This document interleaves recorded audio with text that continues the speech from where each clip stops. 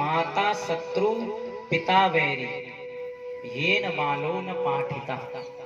देखो, सर्वत्र कहा गया है मातृदेव भव पितृदेव भव, लेकिन ये नीति की बात बता रहे हैं हम। नीति में ऐसा कहा गया, माता शत्रु पिता वैरी येन बालो न पाठिता। क्यों? न शोभते सभा मध्य हंस मध्य बको यथा। माता को शत्रु और पिता को वैरी कहा गया। क्यों? येन बालो न पाठितः, जो अपने बालकों को पाठितः मतलब अच्छे संस्कार नहीं देते, विद्या अध्ययन नहीं कराते, पाठितः पढ़ाते नहीं। पढ़ाना मतलब सिर्फ किसी एक सब्जेक्ट को पढ़ाना ही पाठिता नहीं, उनको सही पाठ पढ़ाना, अच्छे संस्कार देना। ये न बालो न पाठिता, माता शत्रु पिता वैरी येन बालो न पाठिता, न शोभते सभा मध्य हंस मध्य बको यथा। क्योंकि जिनमें अच्छे संस्कार नहीं होते, जो बुद्धि विद्या युक्त नहीं होते बालक, वो सभा के मध्य में शोभायमान नहीं होते।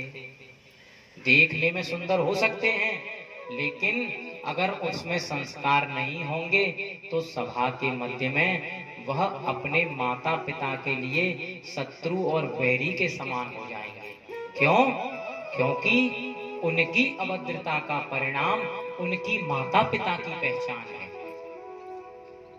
उनके अवगुणों की पहचान उनके माता पिता की पहचान है, उनके सद्गुणों की पहचान उनके सद्गुणों की पहचान है।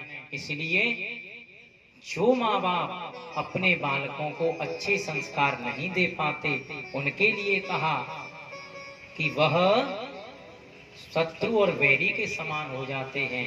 क्योंकि हंस मध्य बको यथा, जैसे हंस और बगुला देखने में दोनों सफेद होते हैं, लेकिन बगुला अपने अवगुण के द्वारा पहचान लिया जाता है और हंस अपने सद्गुणों के द्वारा पहचान लिया जाता है।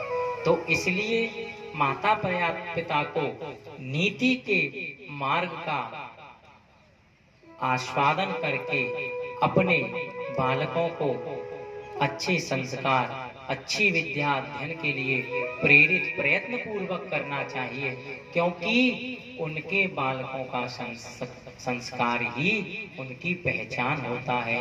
क्योंकि बाहर से देखने में तो जैसे बगुला और हंस समान होते हैं, लेकिन आप सब जानते हो हंस भगवान का भी एक नाम हंस है, उसी को तो परम हंस कहते हैं। इसलिए आपके ऊपर निर्भर करता है कि आप अपने बालक को हंस बनाना चाहते हैं कि बगुला बनाना चाहते हैं। तो कहने का अभिप्राय यह था कि सुनीति के मार्ग में हमको चलना चाहिए, रुचि के मार्ग में नहीं। रुचि तो कहती है कि मन चाहे जब सोए, लेकिन नीति क्या कहती है? जितनी आवश्यकता है उतना सोए।